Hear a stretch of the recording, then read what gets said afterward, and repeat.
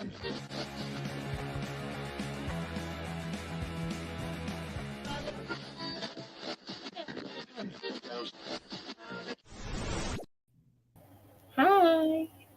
welcome to Reading Sprints, Writing Sprints, whatever you're doing sprints. So nice to be joined by my lovely friend Elizabeth Sagewood. Feels like it's been forever since we've done this. I say this every time, but I'm sure it really has been like months this time, doesn't it, since I've seen you?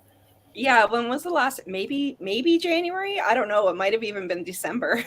Yeah, I mean, this year has just been a blur. I was just saying before to Elizabeth before we came on, I just seem to have been ill this year. Like I have a brief bit of respite and then just ill again. So I suddenly feel really motivated. So I thought I'd do some extra sprints today. Like, yeah, I'm going to use this motivation and actually do something productive because I've just in February just passed in a haze of like being ill and not really doing much.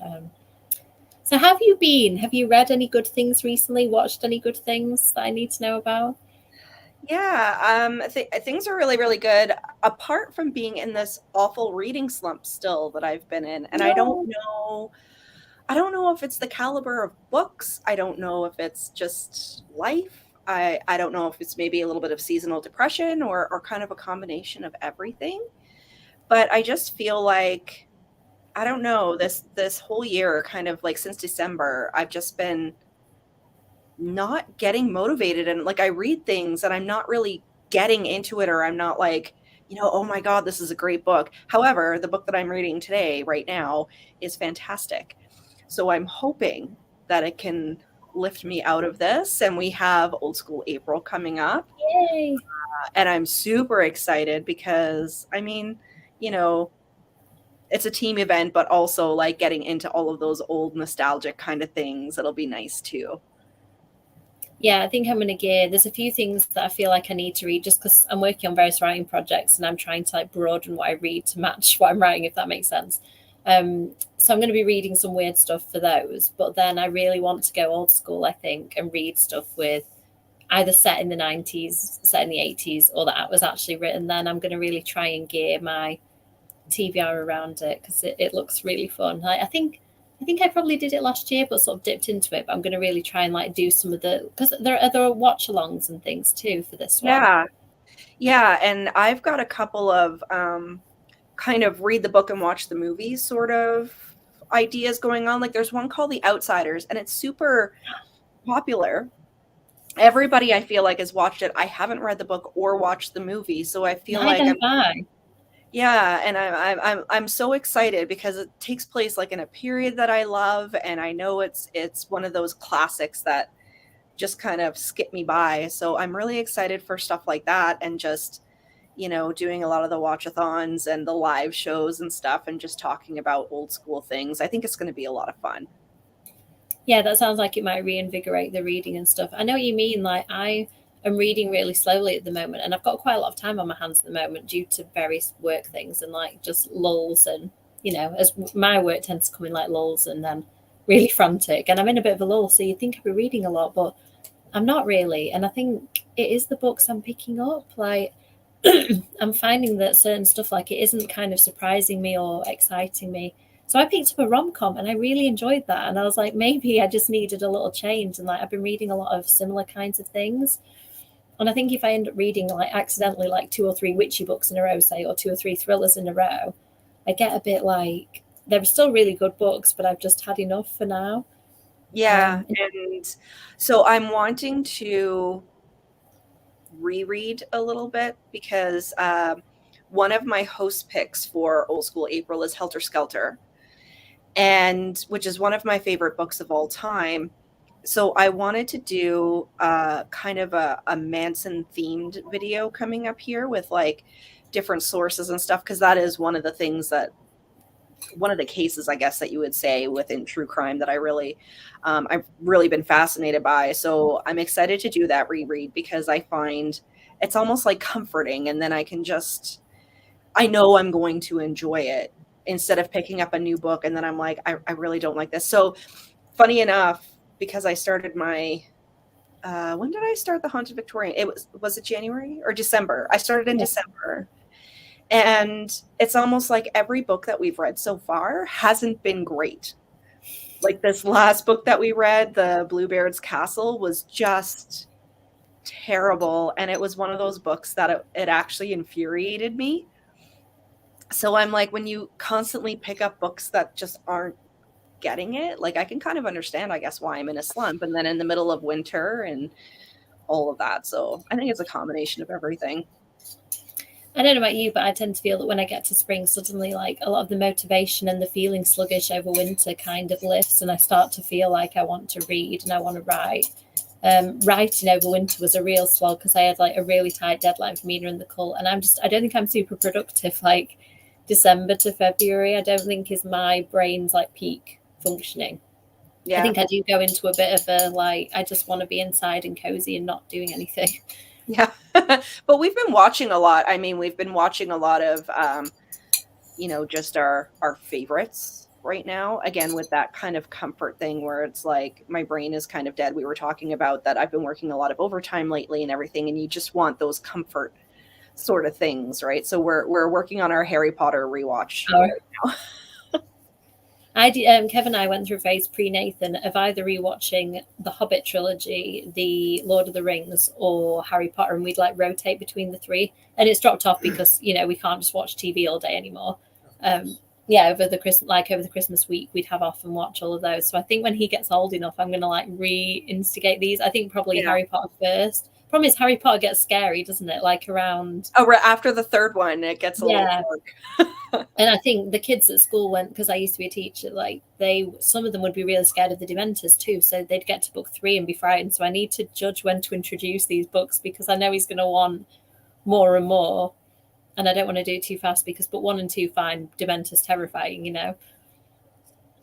Yeah. And the Goblet of Fire, I think, like, spoiler alert, I think we're probably safe to spoil Harry Potter at this point, aren't we? But there's like some deaths of characters as well that are quite like shocking, and I think if you introduce that too early, you might just there's certain parts of Harry Potter that when I watch it, like when we watch it every year, Matt actually has to pause it because I'm full on heaving, crying because of the death of these characters.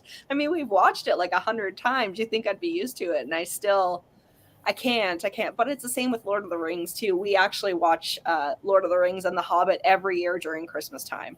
Oh, that's the same. That's so funny. Yeah, because we don't have family here and we don't really celebrate Christmas. So that's like our one tradition is we sit down with all the food and watch Lord of the Rings and The Hobbit. That sounds very lovely. I was just thinking about Harry Potter again, like the last 2 films, I think particularly there's some sort of characters who are quite minor in terms of plot and how much they say and things, but that absolutely just destroyed me. And even thinking about it makes me feel a bit wobbly. So I probably need to make sure I introduce these at the correct age, so as not to me be a gibbering wreck and then look over and like tiny person is a wreck as well. I'm excited about that. That's the nice thing. Like, I mean, lots of nice things about being a parent, but I'm like already thinking like, what age? Like 7? Is that the right age for the Goonies? Like 8 for her? Well, and it's funny because I think it depends on the kid too. Yeah, it does. Like how they're developing and if you think they're ready to handle it. Like funny enough, we watched Goonies a couple of weeks ago, and I think I watched that for the first time when I was like maybe 5 or 6. Yeah, Kev reckons he was 6 or 7 because it's one of his absolute favourite films of all time. And he was in year 2, which in England means he was 6 or 7. I didn't watch it till I was an adult, and Kev said, "Have you watched the Goonies?" And I was like, "No, what's the Goonies?" And he was like, "Oh, just drop everything. What you could do when you're a teenager, no responsibilities." He was like, "Drop everything, let's watch the Goonies." And I love it. I kind of wish I'd watched it as a kid though, because I didn't get that kind of magic of it revisiting it. I just got the adult experience. Well, nearly an adult experience. I was like 17 when we watched it. Well, it was like a couple of years. Was it last Halloween?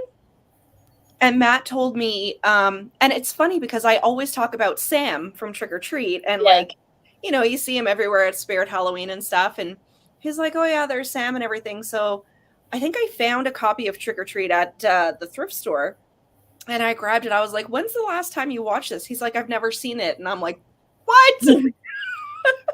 So we ran home and put it on. Yay. Yeah, I only watched it fairly recently. I think we watched it maybe 2 Halloweens ago. And it's exactly what I want from a horror film. And Sam is just so cute. Like, I have as many Sam things as I can get my hands on now, and they're not that easy to get in England. I got a little crocheted Sam that somebody made on Etsy that's about this big, and I think I saw him. He's so cute.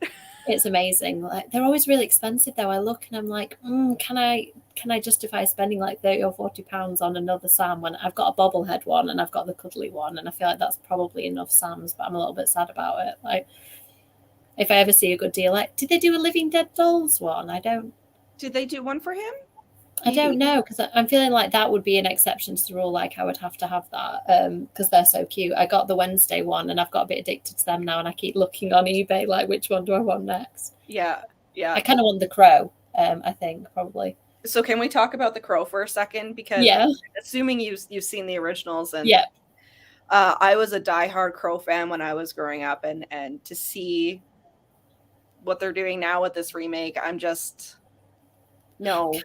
kind of disengaging from it. Like, people have said the words Lost Boys musical to me, and I'm like, I actually don't think I can deal with that. But it does occasionally work. Because have you seen anything to do with the Heathers musical? I haven't, but I've heard it's good. See, Heathers is one of my favorite films, and I went to see the musical like in a real sulk, thinking, okay, Carrie Hope Fletcher's in it, she's amazing, but I'm not going to like this, and I was absolutely obsessed with it. So I think maybe occasionally, if you get the right people involved, you can strike gold. But I just The Crow and Lost Boys, I just don't know if I can do it. Well, and there's just so many remakes and redos now. And they're literally, to me anyway, they're just doing it for money. Like, they're not doing it for like an amazing film. They're just kind of capitalizing on the nostalgia. But like, The Crow is just one of those ones. It was like The Exorcist. It's like, I really don't want them to touch that, Especially because of the story behind The Crow, that like he died on set and stuff like that. Yeah. Like, the whole kind of mythology of it is what makes it really special too, which sounds macabre to say, but I know you understand. Like, yes. That's part of the story of The Crow, and it seems a bit kind of hollow and cynical to touch something like that that's already got such sadness and kind of tragedy surrounding it. And if they're not doing anything new, like Lost Boys musical, at least that would be a different angle. Like, I haven't seen the Mean Girls remake musical, but at least it's trying to do something different with it. Whether it will be good or not, who knows? Is something completely different. But like I think it was only a few days ago, I said to Matt, because they're redoing Twister this summer. It's called Twisters. And it's literally like almost verbatim the exact same movie. Like, it's crazy. And I was like, you have so many good books out there that would make amazing adaptations, like a Frozen Charlotte movie. Yeah. Like, it would be great. Yeah, they'll probably just remake like Annabelle, or they'll make another Chucky film. And they'll think they're the dolls. But yeah, I don't know. I've never been a fan of the remake thing, and also the pointless sequel. However, I will watch every Scream film just because I always get something I enjoy about them, even if overall I don't think it's a great film. There's just something about Scream and Ghostface and trying to work out who they are. Yeah, and it's the same thing with like Beetlejuice 2 is coming out this year. Absolutely, I'm going to see it. It's Tim Burton, and like, they're bringing in Jenna Ortega as Lydia's daughter, and I think that's fantastic. But again, like, please come up with some new ideas, I think with it being a sequel and with it being the original cast, I'm kind of behind that one, and the original director and everything. Like, but yeah, I still feel a little bit like you could have just done another quirky, amazing film where Jenna Ortega is Winona Ryder's daughter in a new context. Well, I will watch all of them, and if I won't be too cynical going into them. I'll just kind of not have too high expectations. Let's see what people in the comments are saying, and then we can go to a sprint. I do like a good sequel remake chat though. Hi, Stephen, if you're here. And no, we just like to break the mold. And Elizabeth had already done a sprint today, so I appreciate you coming back on. Mm-hmm. The second one. Oh, how is your new tattoo? Yes, it's very, very itchy right now. It's just kind of peeling. So I'm walking around kind of tapping it because I can't scratch, but it is healing quite nicely. Oh, good. How long does that take usually? I'd say probably the first 2 weeks is pretty bad, but they say for aftercare, like go for 3 weeks. So I'm trying to Okay. wear like short sleeves and all the good things. Oh, I don't have any tattoos. I'm too scared of needles. Like even if I have to go for an injection or to have blood taken or anything, I am absolutely terrified. So the thought of repeated, I just can't even like my toes. Even as I'm talking, if I say the word needles, like my toes and my fingers will clench. Actually, I hate needles too, Oh, particularly really? IVs. IVs, as soon as somebody says that word, I start automatically crying. But it's a completely different kind of Oh, pain. okay. So I just even the thought, like if I see somebody having a tattoo on TV, I'm like, I have to just like lay down and not look at it because I'm really bad. I think I fainted when I was 17 or 18 when I had my flu vaccination, and since then I've just not been good. Like I now can manage it. Like I had to have some blood drawn not long ago, and I just said to them like, don't let me see the needle. I'll sit on a chair. And if I can kind of build in protective mechanisms, I'm okay. But I've actually fainted twice, once with blood work and once with a vaccine. And so I always tell them when I go in, I'm like, just so you know, I've had my juice, but sometimes this happens, right? yeah, and then they're like, oh, you're one of those people. You're like, yes, Yeah. I am. So you just have to deal with me. Hi, Lizzie. Oh, that sounds like a good first sprint. Food. Oh, how are you finding it? Have you read Legends and Lattes, I Elizabeth? haven't, and it's been on my list for so long. And I think it's one of those cozy things that, given my slump right now, maybe will help me a little bit. Yeah, it's very fun and light, and like it says on the front to me, like high fantasy, low stakes, good coffee or something, or good company. And I just like the fact that it is really low stakes. Like there is some mild peril, but it's like very very mild, and a lot of it is just like trying to convince people to drink the coffee in this coffee shop that she's I opened. love this idea. I need to read Yeah, it. yeah, and like there's a really precious character that bakes, and I won't spoil it for you, but it's just really really cute and lovely. And I like the fact that I don't read a lot of fantasy, but I could understand it too. Like it didn't feel Yeah. like a non-fantasy reader would just be completely confused. Oh, is Eldest the come on brain, Christopher Paolini? What is my brain doing? I can picture the covers of these books, but I can't think like there's got. I think it's got, Is there a dragon, or am I thinking yeah. of something else? Yeah, that's what I'm thinking of too. Okay. We're like the same when it comes to fantasy books, aren't we? Like, I'm pretty sure it's that really super famous series where Christopher Paolini was really young when he started writing it. And I Yes. think what it's called. Please help us, Lizzie. Like, yeah, again, another remake. Wow. I just I know. I don't know. I don't think I can do it. I don't think I can do it. Like the Lord, did you watch the Lord of the Rings one? Because I couldn't bring myself to do it. Like, No. I know but I would just be upset and yeah, frustrated.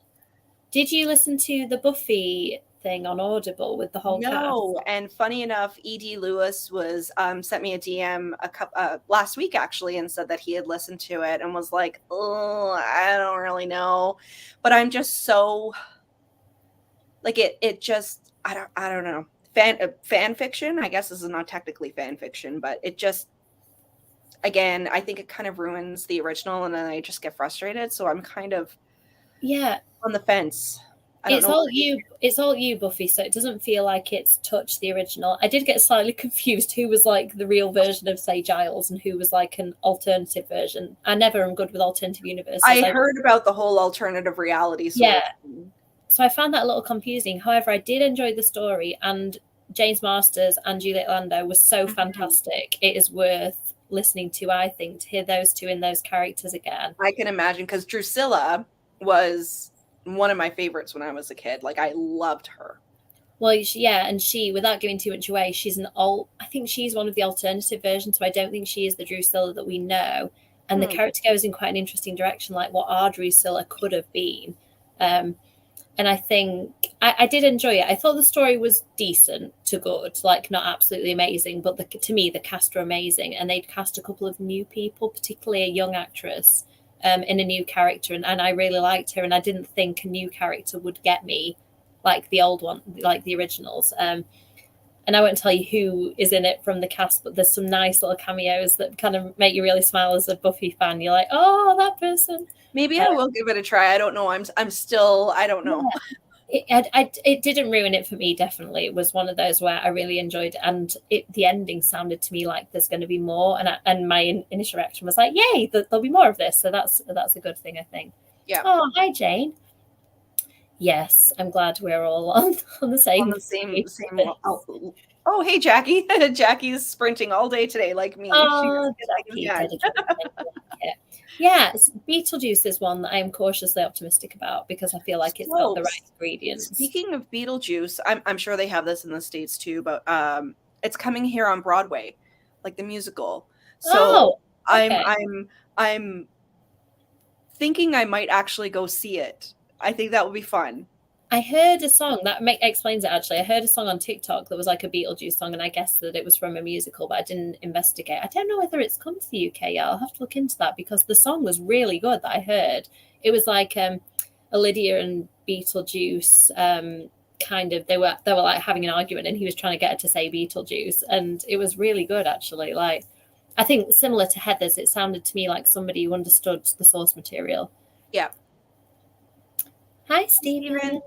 I always wonder because sometimes, like, I know, Stephen, you like to put a comment on previous, like, to the discussion, and I always tentatively say hello and then think the person might not actually be here yet. So thank you for clarifying that you are here. Yeah, see, I got my ears pierced, and my mom had to, I told her, like, I really want them pierced, so you're going to have to, like, sit me down and make this happen. And I was, like, crying and had to kind of be cuddled by my mom at, like, age 12. So, yes, I... totally with you on the fake countdowns as well. It's so funny, Caroline. Like recently when I went, she was like, do you want me to tell you when I'm going to do it? And I was like, no, just do it. Like, just... And I sat there just like completely rigid and probably tensing every muscle and making it far worse for myself. But that's interesting. Yeah, I don't like scratchy things. Like, if somebody accidentally pokes me with a pen, like a judger of like horror would go through me. So this is going to sound really wrong, but I'm going to say anyway, I just don't like being poked with things. Like that. Aragon, thank you. That was the word I was looking for. Yes. Right there. I can picture it.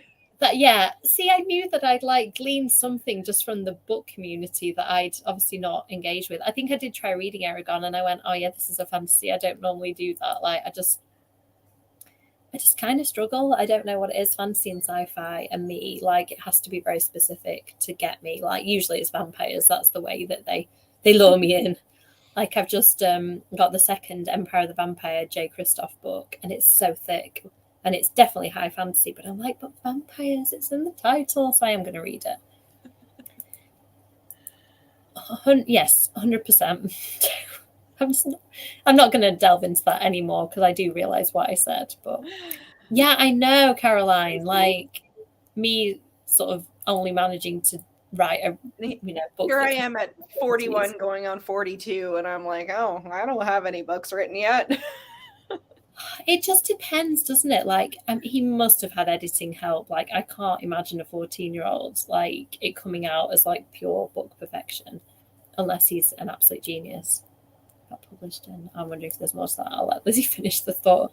Yeah, I don't know. Like, whenever I hear somebody being really young, I kind of think that they must be like an amazing exception.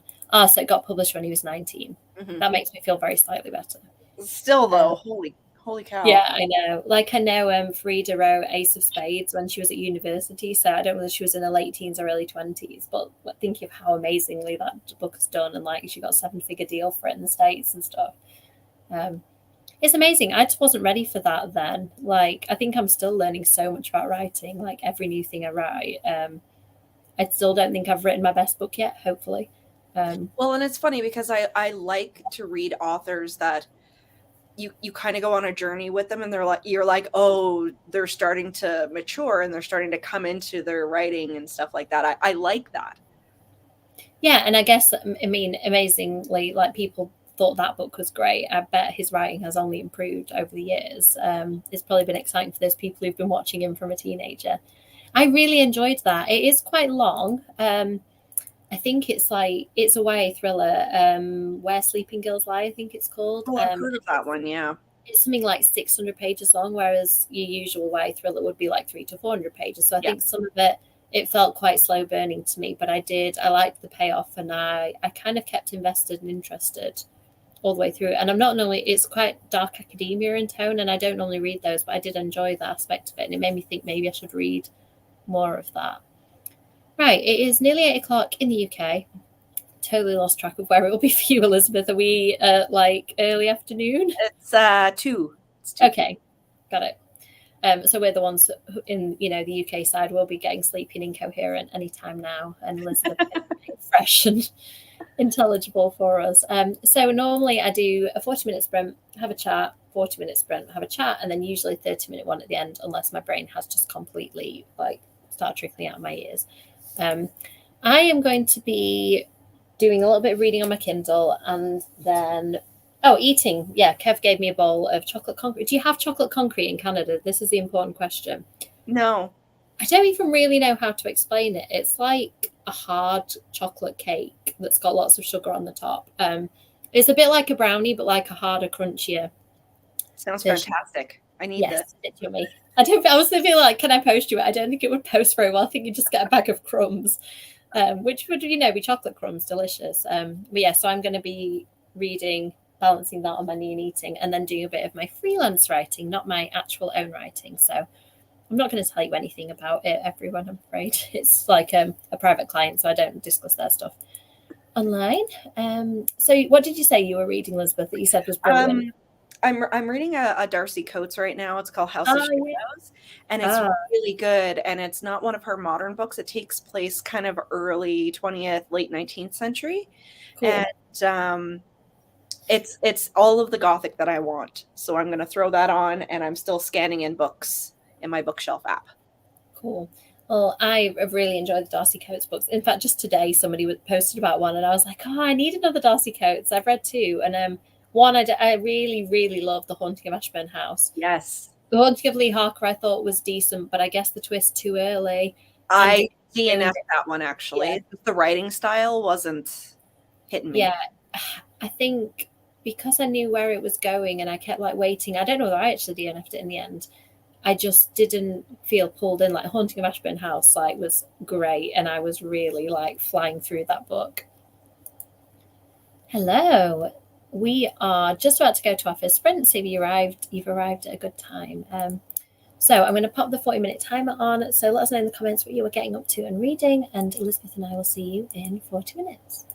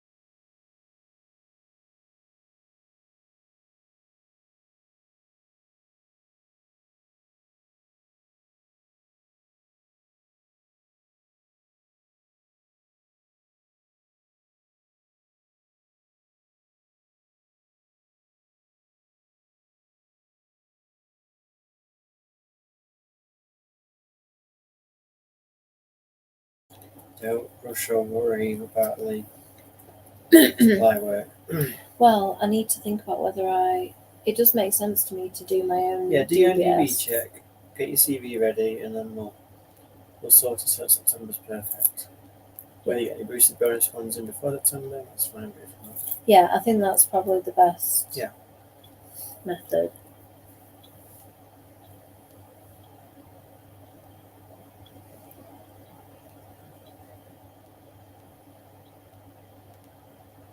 Yeah, this is making me fully switch off.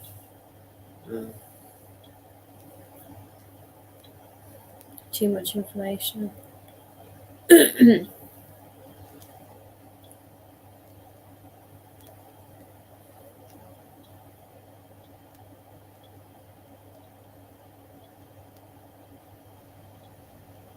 Amy, I don't know if you can hear me, but you're not muted anymore. Okay, thank you. Yeah, I can now, thanks.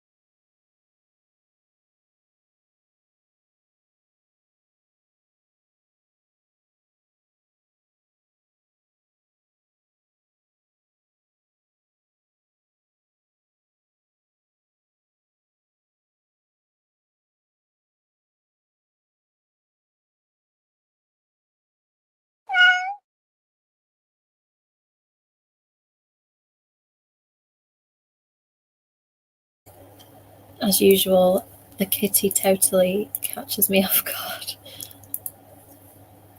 Oh, I think he's still still muted, Elizabeth. Can't speak. I was ready for Kitty this time. Oh, I'm never ready. I literally look and go, 30 seconds left, cool. And then for whatever reason, I can't judge time and it just catches me off guard. I think I made a mistake of starting a new thing. Like I'd finished reading on my Kindle and I just started something new and got a bit pulled into it. So how did you get on with your book? Are you still enjoying it? Oh, it's so good. I've got about an hour left, but all of the, the reveal of what the mystery is starting to come out now. It's really, really good. What is the audio like? Because I read, I think the only Darcy's I've read have been like the physical copies. Is it good? Yeah. I think this is the only audio I've read of hers, because I usually read them on my Kindle. Mm-hmm. It's pretty good. I'd almost rather if it was a British voice, but okay. It's still fine. Is Darcy Coates American or is she British? I think she's British. Oh, really? I've never looked into her. I've kind of I don't know anything about her as a figure. I think I've got really into Rachel Harrison lately, and I feel like because she's quite present on Instagram, I kind of know her, but Darcy Coates seems like a bit of a mystery to me somehow. Yeah, I'm pretty sure she's British though, because a couple of the terms that she uses, like torch on your phone, and I'm like, okay, oh, that's British. Yeah. So do you find that with Canada that it tends to be more on the American side with language and stuff like that, or?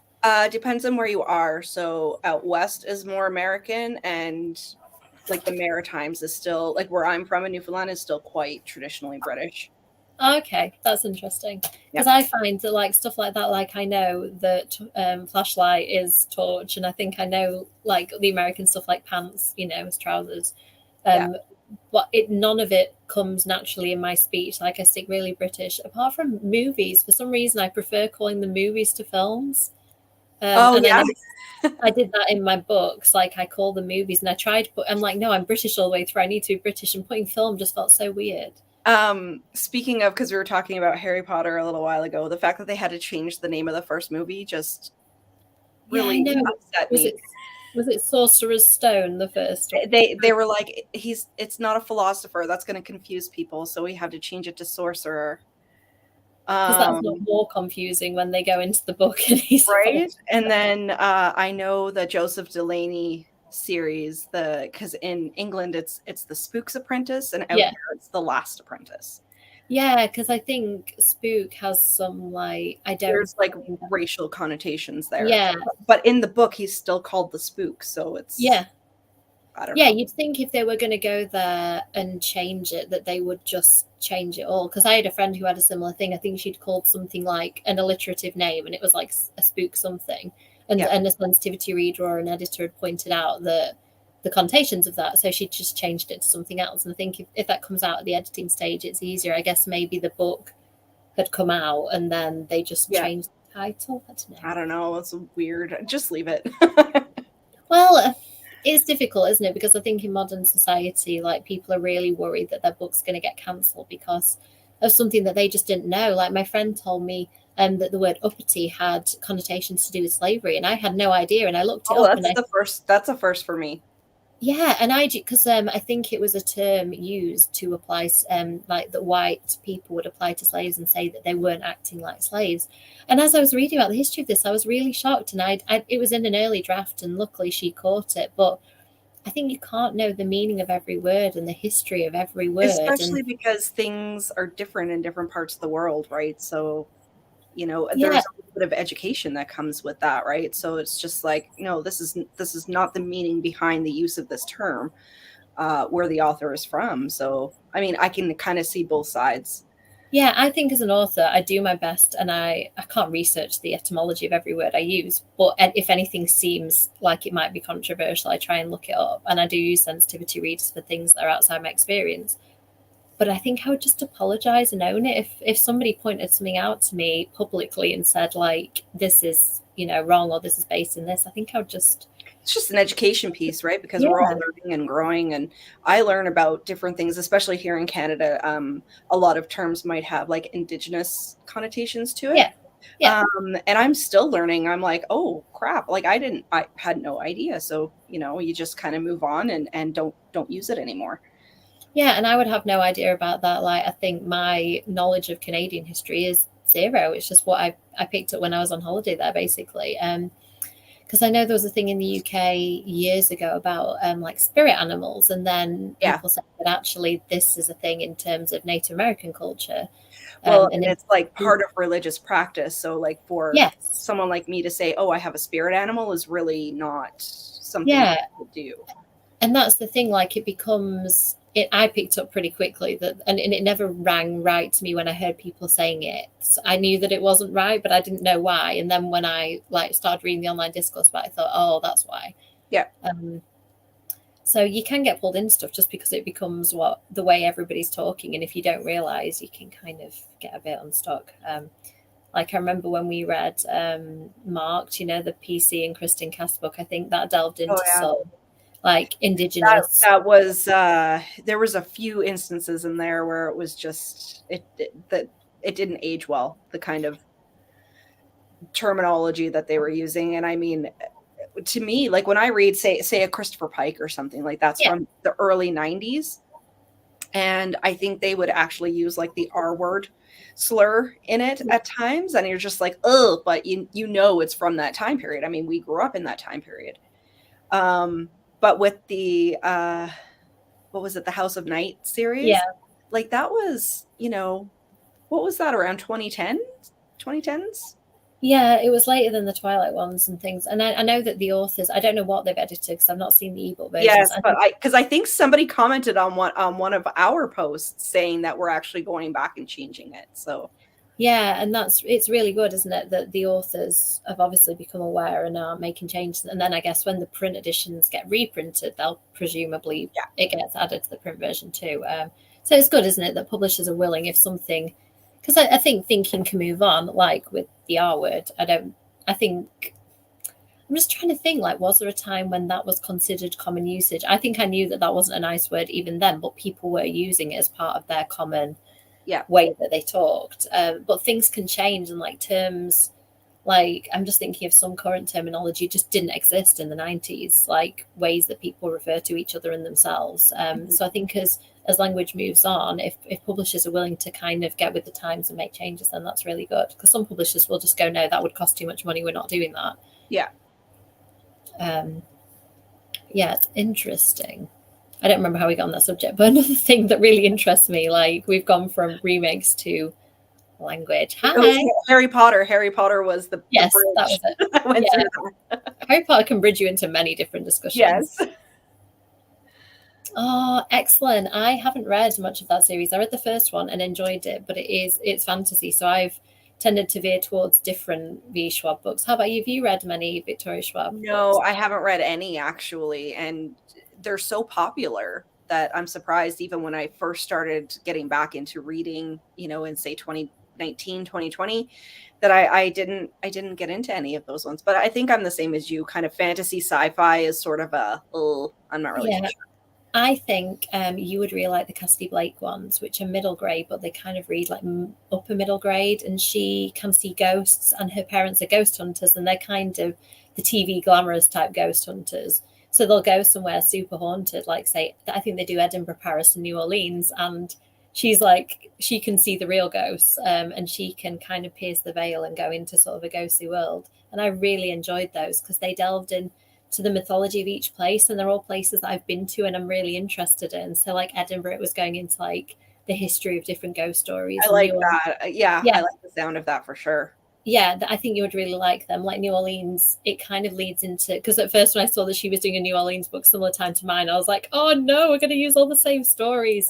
And she actually went down the kind of ghost story route, which was great, because I think people, if you read the books in tandem, you could kind of get a full picture of like local stories. I obviously went down the vampires, and she was more the ghost stories. But yeah, if I was going to recommend any of them to you, I also really liked, I think they're called Vicious and Vengeful, which are like superhero, supervillain books, but kind of focusing on the villains. They're really fun and not fantasy oriented. But yeah, I think they're my favorite ones of hers. Oh, there's another sprint going on. So if you want to jump between, that I would rather be reading. Thank you for that. Speak of the devil. Has somebody just jumped to? I don't know. I'm sorry. I'm struggling to like. Sometimes I struggle to follow the thread of these conversations because I jump on so late. Oh, Bright Young Women. I feel like that book comes up a lot. Is that? So this one is new to me. What is this? Is it Sally God? No. I'm gonna have to look it up. If it's the one I'm thinking of, it's a UK like a historical teen book, but it could be something totally different. And there are a few books with similar titles. Oh, thank you. Thank you so much. Deep in Cooking Mode sounds very good. Hi. Ooh, Gothic Sapphic Fantasy. I like this. Like. Do you know what? I've tried using Save the Cat and I'm really feeling it. Like, I'm really enjoying it. If you're looking to kind of plot out a book, and it claims to follow like the structure of like well-known films, well-known books. I think Blake Snyder, who wrote the movie version that the novel book is based on, had kind of analyzed lots of movies and noticed common traits in successful films. So it's really good for seeing like key beats to hit in a book. And I think some of them, like I've learned the rules so I can break them. But I found it really useful because I've read stuff about plotting in the past and it's never resonated. I've never used it. I've just done my own thing, but I'm trying it out as well, tentatively. Hi. I need to check out Katie Sprints. A couple of people have mentioned those. Oh, it's nice to see new faces. This is really cool. And I like some people chatting to each other. The Stars Did Wonder. Darkly by Colin. I haven't heard of that. That sounds really cool. That one's new to me too. Oh yeah, I think I leant forward to do something like accidentally unmute myself. Luckily, we're talking about super boring form. I have to fill in case anyone's wondering. Well, and I wasn't sure if I could control my microphone. I'm like, does she only have control? I wasn't really sure. So, well, thank you for telling me. Sorry to make you jump. Yeah, so basically, I'm applying to do some supply teaching, which is like substitute teaching in the US and Canada, and there's two different ways to do it. And I met somebody today who told me that there's a way to do it, but I have to fill in this boring form first. And I was like, oh, okay, but I think I would have to fill in the boring form before I like apply. Because it was funny because I was back on. So I was doing stuff in the shelf and I was really into my book. And it was a super spooky part where there was like a wraith that was coming out. And I heard Kev's voice and I'm like, who the hell is in my basement? Oh, sorry. Hi, Dee. We were just talking about you earlier. In the nicest way, we were talking about your thoughts on the Buffy series. So we were only saying nice things just about what Buffy fans think of it. Oh, that's so good. Thank you for coming on. I find sprints so useful. Yes, me too. Is The Shape of Darkness your current book, Elizabeth? I've lost all track of like. Yeah. So for my book club this month, The Shape of Darkness is what we're reading. So that one's a Laura Purcell. I'm really hoping that we can get a bang up book for the book club because last month was such a dud. It's so annoying, isn't it, when you choose a book or like the club chooses a book. Yeah, sorry if I made everyone jump talking randomly about boring forms. Oh, everybody's having a nice chat. Hi, Katie. I totally get it. Life just happens, doesn't it? Right. And yeah, I'm spending a lot of time at the minute doing stuff like CVs, and just because I'm kind of moving more into the freelance life now and like doing some freelance writing alongside my books, and then I thought supply teaching would be good alongside that. Yeah. So here's the thing is because we thought they were going to be worth a reread too, because I think we had both read them previously, right? Yeah, I'd not read all of them. I think I'd read the first few. Because we were going to read a few, and then I don't think either one of us even finished the first one for the reread. It was just no. What we found difficult about it was there was a lot of stuff based on like indigenous cultures and other people's religious beliefs, and I think you could move past it if you were thinking, okay, you know, maybe it's of the time and whatever. But there were just a lot of other red flags, like the way the characters talk to each other. They were just using terminology that was making us wince all the time, like some really offensive language. Like, one character called each other and the other one like a really bad slur as kind of a like a term of endearment, and it just read really weird. Yeah, and I think that coupled with just the style of writing, it was like I obviously they're YA books, but I just found it super juvenile. And it just got to the point of being annoying between the slurs, the language, the way it was written, and I was just like, no, I'm done. Yeah, we did find out though, Caroline, that the ebooks have been updated, as I mentioned before. So if you're thinking about rereading them, I think what I would probably do is download one of the ebooks and just see, because I don't know what it is that's been changed in them. It'd be nice to see if the stuff that we found grating might be what has been smoothed out. That sounds like such good use of time reading about neuropsych and meditation. I need to do some more meditation. Me too. Finished anatomy. Is that? I feel like with Katie, I never know is this going to be fiction or non-fiction. I'm assuming that's a fiction book, maybe. So what are you reading, Stephen? Oh no, that isn't what I was thinking of. A fictional account of Ted Bundy's victims. That sounds super interesting. Oh. Okay, that sounds like more my thing than the thing. I was thinking of a book. I'm sure there is one with a similar title about like historical women written by a UK author. Was there one? I don't know if there was. I don't know if this was a book or a series or if I'm just making it up in my head, but was there one that was based on Jack the Ripper's victims? Yeah, called, I'm going to get it wrong because I'll get the number wrong. It's like The Five or something like that, I think, which is, I think that's a non-fiction book. So it's not a kind of dramatized, it's highlighting the victims rather than, I think normally you get like highlighting the serial killer, don't you? Of course, information about them. And that's kind of about his victims. Ooh, Sherlock Holmes. I haven't read any Sherlock Holmes in such a long time. Oh yeah, so the Slayer, we were talking about the Slayers audio series. And I think Elizabeth was saying that you were a bit undecided, Edie, and I was saying I enjoyed it because mainly James Masters and Juliet Landau were amazing, and it was just worth hearing them interacting. And I thought that, I've forgotten her name, I think it's Charisma Carpenter who plays Cordelia. I thought was really good, and they took her character in an interesting direction too. Oh, that's good to know. Nice. Jane loves Shape of Darkness, so hopefully you're in for a good one, Elizabeth. Hi, Adrian. Oh, I haven't been following the news. I've completely dissociated myself from it. Yeah, I mean, it's really hard to watch the news at the moment, and I have to obviously watch it when a small person is asleep just because the content of it, I can't guarantee what's going to be on it. So yeah. I try and read things online now just because I know that somebody isn't going to. Sorry, I just got distracted by what Caroline wrote. I don't want a little person to accidentally hear something that they shouldn't. Yeah. That's good to know. 99p on the UK Kindle store. I've got my Kindle right here. I think I'm going to buy that, Caroline. Thank you for that. Yeah, I think I was thinking it was you that mentioned that, Adrian. I do need to check that out. That sounds like the perfect mashup to me. I did. I don't think I've really read much Sherlock Holmes. I read some in my teens, and then when the series came out, I didn't watch loads of Sherlock, but the episodes I watched, I read the stories linked to them. Ooh, that sounds good. That does. What's the author of that, Katie? Yes, yeah, I think it's one of those things, isn't it, that if you go in listening to it, expecting it to be Buffy, it's not going to be Buffy because it's not that, short period of time that we really loved, but there was some really good parts about it, I think. I mean, to be fair, Grave Diggers I just read as like grave robbers. I just assumed, or like if we're talking novels, there's going to be something dodgy going on. I didn't even notice the comma ED, don't worry. I can barely speak coherently at this point. The fact that people managing to type is just impressive to me. Speaking of which, I'm going to have to do some typing because I need to, I'm going through some edits in the sprint. So I'm going to grab the laptop and I've got to go and I did some edits on paper that I need to track down and type up as well. Are you going to continue listening to your Darcy codes? Mm-hmm. It's real good. How much did you say you have left of it? Let me just check. I want to see how close I am to the end.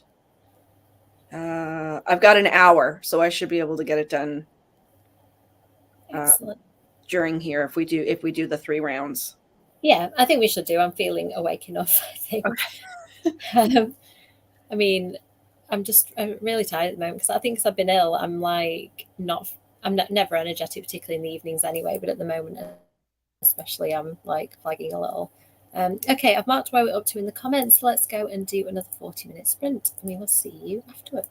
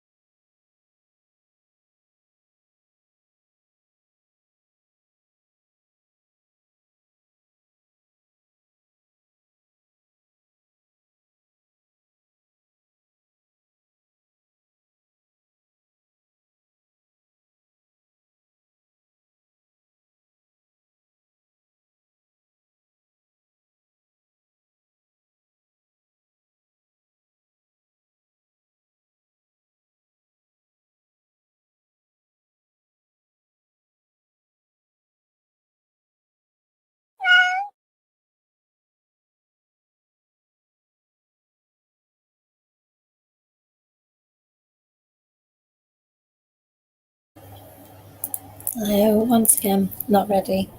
Jumping between projects. I wasn't ready that time. I can't judge time. Like I thought, oh, 2 minutes, I can sort this paragraph out. I've just started editing one of my own things in the last few minutes, and I was getting really into it. It's a project I've not worked on for years. I ended up putting it down before the Mina books because I think, like publishing, everything takes forever. I can't remember exactly, but I seem to think I wrote this while I was like waiting for some stage of the Mina process to happen. And then everything happened and I like didn't get a chance to finish it. And can't really describe what it is. It's like a kind of, it's horror, I think, loosely, but it's got like a touch of fantasy to it. And I'm reading it through and say it's years old. It's actually not bad. So I'm like wondering if there might be something in this project. So yeah, That's good. Which is nice, isn't it? Because I wrote some like rubbish in the past that I would never let anybody read, but I feel like I might actually send the beginning of this to my agent and be like, "Is this good? Like, I think this might be good." So I'm feeling pleased with myself. I think I'm going to read that in the last sprint. How about you? I bet you've only got a little bit of Darcy left. Yeah, 18 minutes, and it's right in the fight scene at the end. So yeah, it's really good. I'm really hoping this one is going to break me out of it. So, like I said, I think there's a book 2 in this one. So this is House of Shadows, and then there's House of Secrets afterwards. Oh, okay. So I might dive right into the next one here. She seems to have written so many books. Like I hear people talk about them all the time, and I'm like, I haven't heard of that one. I haven't heard of that one. Like there was one today called something like Parasite or something. I got an email from, I don't know if it was from Amazon or Audible, that she just had another new release, and I'm like, oh my god, like she just pumps out books, I wonder if she could write like 2 or 3 a year, maybe. I suppose if you're doing that full time, and if like you kind of are in the rhythm of it, like I don't see why not. I wish I had more time to write, but I think I can manage about 2-ish books a year, but they won't be polished enough to get published. They're like 2 books a year in the process of being completed. Yeah.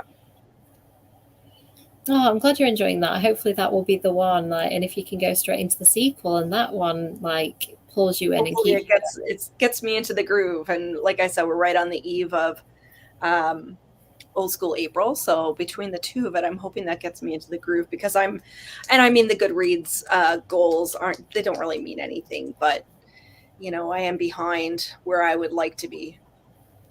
Yeah, it's a tricky one because like I agree with the argument of you don't have to read for other people and you don't have to try and read 300 books because other people are reading 300, but also I just know that if I'm reading more, I feel more at ease. Like I know if I'm reading a lot that things are going well. So now I'm not reading at the moment, I'm like, oh, I just don't feel like I'm on an even keel because I'm not having enough time to read. Well, and it's funny because I was saying to Jackie earlier today that I almost have like imposter syndrome because I'm a booktuber who's not really reading a whole lot right now. And I'm trying to get like out of that mindset because we all go through slumps and we all go through difficult times. And yeah, I mean, it's just kind of owning it. Like I find myself sometimes like almost apologizing in videos. Like I've read 4 books this month and I'm like, that's just a normal month. Like just stuff happens. And I think some people, like you kind of forget that some people read full time. Some people can like listen to audiobooks while they're working, and I can't. Like I can't either.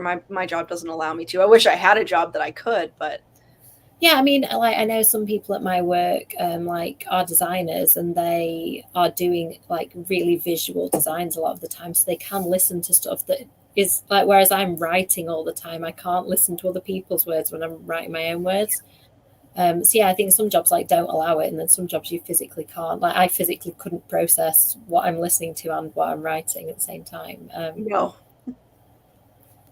So yeah, it happens, and I think it's just trying not to judge yourself because that kind of makes the feeling worse, doesn't it? Like as soon as you get in your own head, like that's it. You kind of I do that with my writing as well. If as soon as I worry about what I'm writing, I've just lost it because I just won't be able to write anything. Oh, that was the one Adrian was talking about, Sherlock Holmes versus Dracula. It does sound very interesting. Could be. I wonder if Katie's still here. I'm sure she will let us know. All right. I didn't know that was a series. Interesting. That sounds like a good evening to me, chilling on your phone. I can't remember what you said you were reading, Jane. Can you remind us? If not, I'll scroll back. Oh, wow. $200. Yeah, that's the only problem, isn't it? If you get into something nice. Well done, ED. Yeah, I mean, That's the easy part. Sagewood, a good name. It can't be a real name. Is it a real name? It's not a real name. I think, yeah, it's very cool. It sounds like the name of a character. I mean, nachos and basketball. I feel like if I could play basketball, I would probably do that. But I'm not very sports inclined, which is funny when I'm playing with a 4-year-old and he's like, throw the ball to me. I'm like, I'll try. And he's better than I am. Like, I think he hasn't sporting ability. I think you can teach if somebody's interested, but I wasn't interested or good. So I was like a double whammy at school. Like, I really didn't want to learn sports and I was really bad at it. How about you? Were you kind of sporty at school? I like when I was in younger school, I played soccer and basketball and stuff like that. But I was more into like individual sports. Like I swam a lot and I did cross-country skiing competitively. So not really like team atmosphere, but I was still quite sporty. And did you do weightlifting? Like to a really no, well, in my adult years, I got into bodybuilding a little bit. Oh yeah. Yeah. So yeah, like the individual stuff obviously seems to work for you. I wish I could like get into it, but like I go to the gym but don't really enjoy it that much. I just feel like it's a thing that seems to work for me physically, if not mentally. And then I like yoga, but just fitting it in is a little bit tricky. Like if I could go to a regular class, I think it would be good. But at the moment, time is a bit of a premium. Oh, so it was Stars Did Wander Darkly. That sounds really cool. Yeah. Oh, not a series, so half a dozen. Oh, right. I didn't realize that. That's I've never read any Sherlock Holmes, actually. No, I haven't. I haven't recently enough to kind of give you an opinion on it. I enjoyed what I read. I'm just trying to think, like the ones I read were short stories. I don't know whether any of them are like novellas or novel length, or whether they are all short stories. So they're pretty quick, the ones I read. Just trying to think. The Hound of the Baskervilles was one that I... The Hound of the Baskervilles, Sherlock Holmes? I'm now questioning everything. Like I'm too tired to full function. And I really want to do some late there. I think it's 4:00 here almost.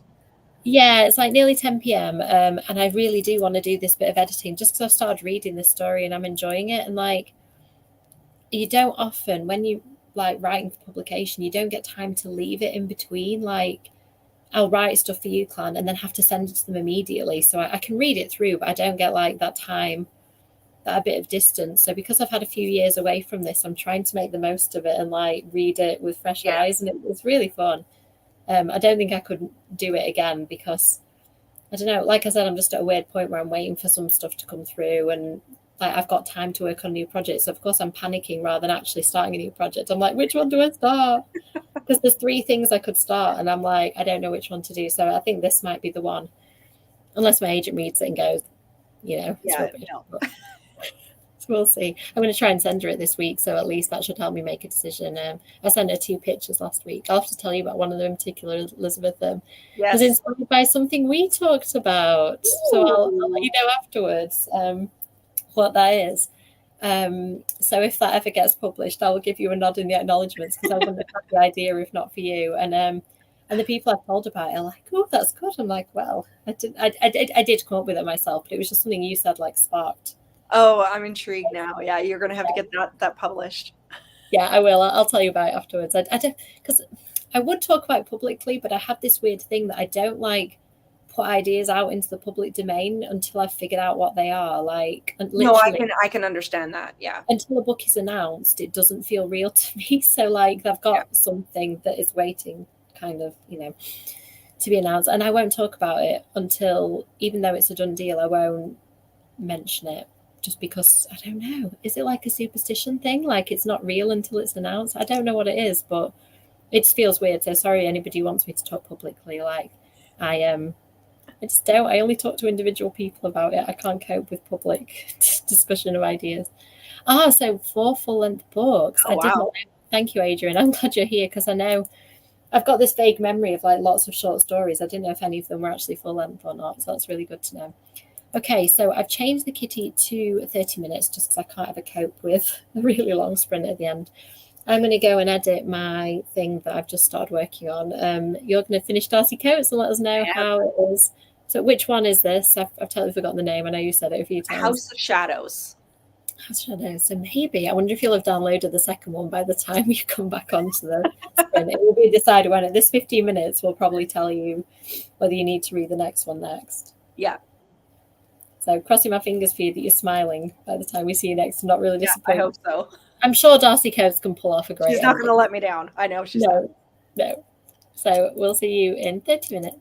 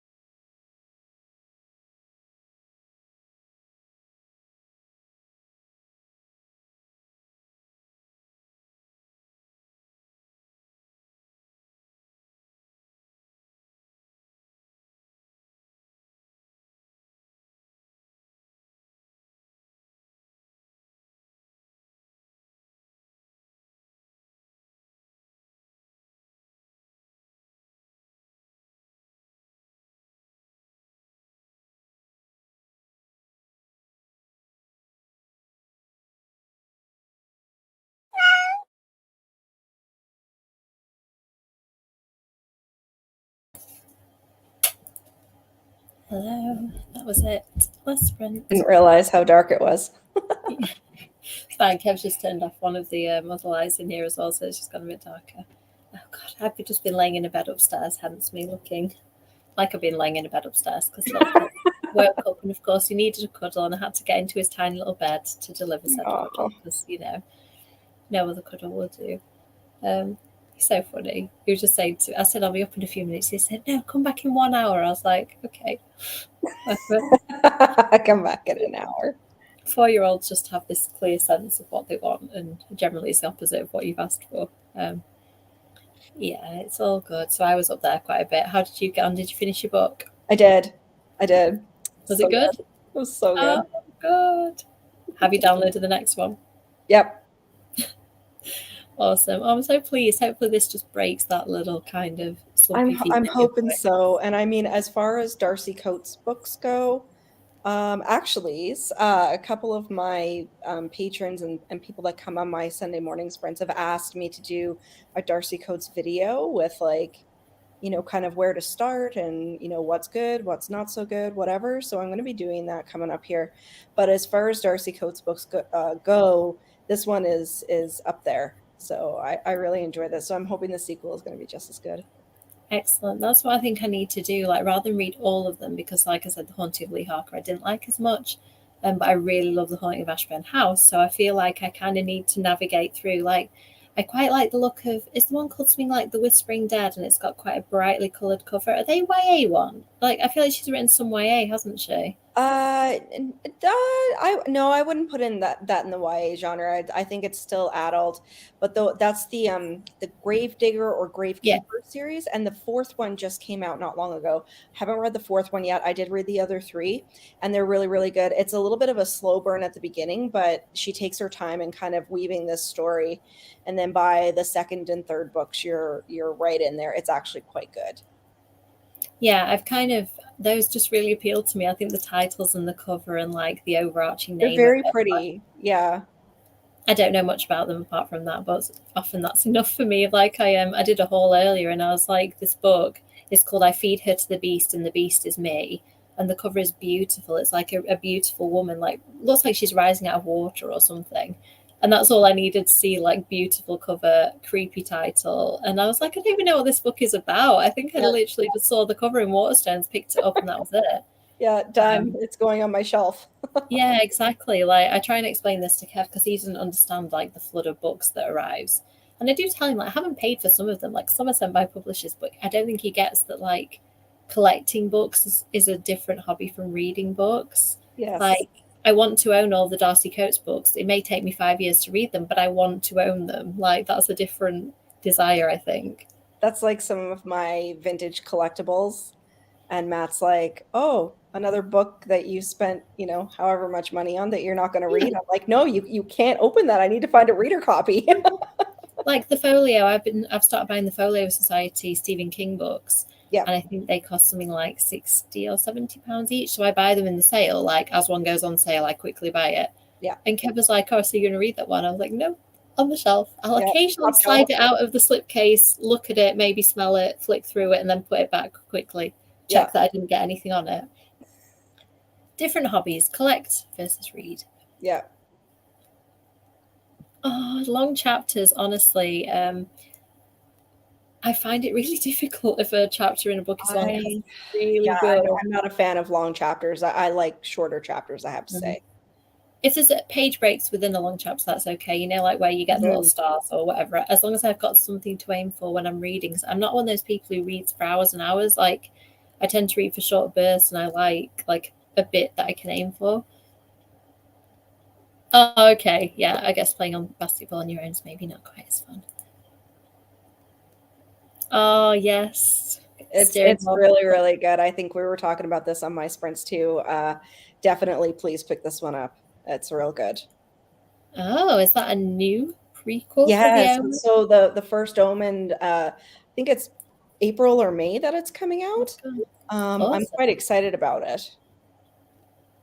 Yeah, I think a prequel is a different thing, isn't it? Like if it's expanding on mythology and like it's not just a remake of The Omen, it's like a new story. Yeah, and I'm hoping because the novelization of the original Omen movie. I read it last year, and it goes a little bit into the backstory more so than what they did in the movie. So I'm hoping that this kind of delves into that a little bit too.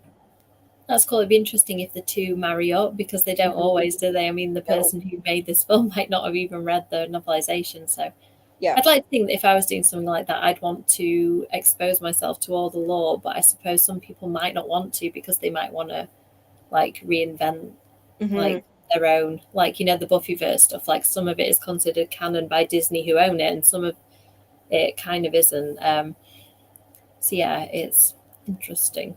Right, I think it's time. Yeah, Edie, I'm with you. I think short chapters really tend to enhance my enjoyment. Yeah, it's nice to feel hopeful about an upcoming film that's based on a pre-existing franchise.